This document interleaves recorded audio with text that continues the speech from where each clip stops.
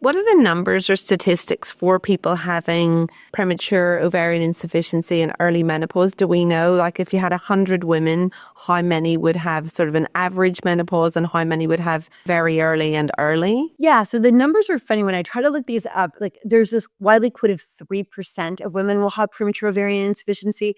I suspect that 3% number comes from true premature ovarian insufficiency from either spontaneous, genetic causes, autoimmune issues. I don't believe that number captures the number of women who have premature menopause for iatrogenic reasons, meaning medically induced reasons. We know the numbers are greater, right? There's millions of women dealing with breast cancer diagnosis. There's millions of other women dealing with other cancers that cause early menopause.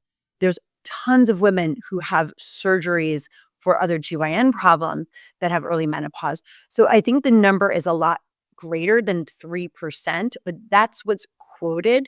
Interesting, one number is in the US that 1 in 8 women will lose their ovaries prior to the age of natural menopause for benign reasons.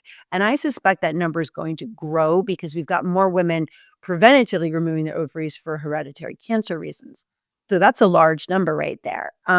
And in a recent published journal article that was just last year, when they looked back at what was the trend in how these women, not cancer survivors, but benign reasons for early menopause, what was the trend in hormone therapy use? It had substantially declined over the past 20 years, and it had reached its lowest levels in recent years of less than half of these women are offered the standard of care, which is hormone therapy. And if they were offered it, it was for less than 6 months. So those are some numbers that give you like a really shocking analysis of, what women are facing in the US. And I don't think it's any better in the rest of the world.